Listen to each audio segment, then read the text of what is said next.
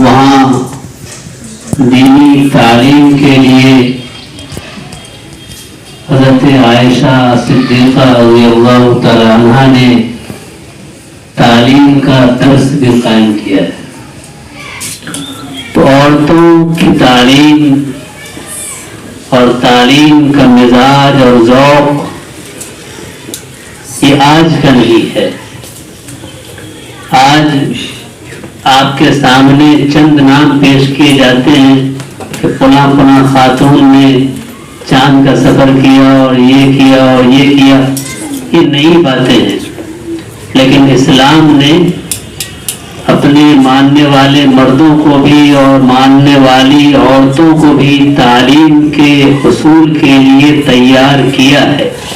اور نہ صرف تیار کیا بلکہ اللہ کے رسول صلی اللہ علیہ وسلم نے اس بات کی وضاحت فرما دی کہ جو مسلمان چاہے مرد ہو یا عورت اس پر حصول علم فرض ہے.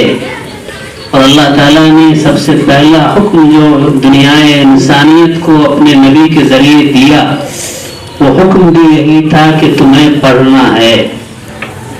آپ سب مبارکباد کے لائق ہیں کہ آپ نے تعلیم کے میدان کو اور اس میں بھی دینی تعلیم کے میدان کو اپنے لیے منتخب کیا ہے.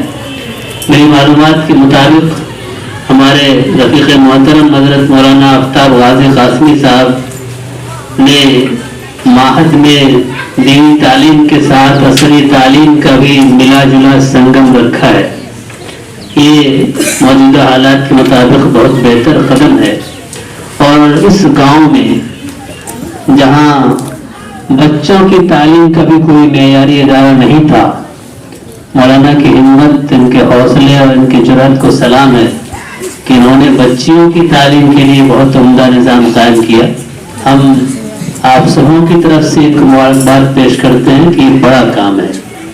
بچیوں کی تربیت اس لیے ضروری ہے کہ جب ایک بچی پڑھ لیتی ہے تو وہ پورے خاندان کو تعلیم کی روشنی پہنچا دیتی ہے.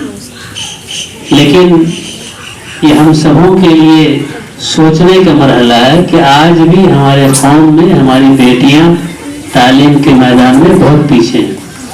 ہمارا تعلق چونکہ عمارت شریعہ سے ہے، ہمارے پاس خواتین آتی رہتی ہیں، تو آج بھی 22 سال اور 24 سال اور 28 سال کی بچیاں آتی ہیں جنہیں اپنا نام لکھنے نہیں آتا. یہ افسوس کی بات ہے. آپ سب ہمت کے ساتھ، شوق اور لگن کے ساتھ خود پڑھیے اور یہ مزاج بنائیے کہ انشاءاللہ ہم لوگ اس علم کی روشنی کو دور تک پھیلائیں گے.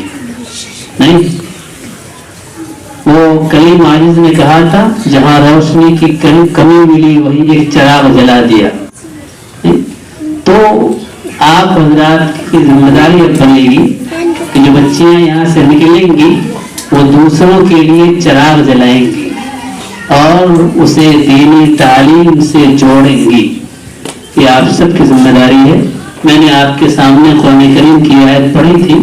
اللہ تعالیٰ نے اپنے نبی کو مخاطب کر کے فرمایا کہ اے مومنہ عورتوں، اے نبی کے ماننے والی عورتوں، تم عام عورتوں کی طرح نہیں، بالکل نہیں. آپ کو اللہ نے خاص مقام عطا فرمایا ہے. مسلم ایمان والی عورتیں اللہ تعالیٰ نے انہیں رتبے کے اعتبار سے بہت بلند رکھا ہے. تو آپ اس شوق کے ساتھ دینی تعلیم کو اپنے دلوں میں جگہ دیجیے کہ اللہ نے ہمیں جو مقام دیا ہے ہم اپنے کردار سے اس مقام کو حاصل کر کے ملت کو دکھائیں گے. پھر میں ایک بار آپ سبوں کو مبارکباد پیش کرتا ہوں اور دعا کرتا ہوں کہ اللہ تعالیٰ آپ کے ذریعے سے اس علاقے میں نہیں پورے ملک میں دینی تعلیم کی روشنی کو عام کرے. آمین. ربنا تقبل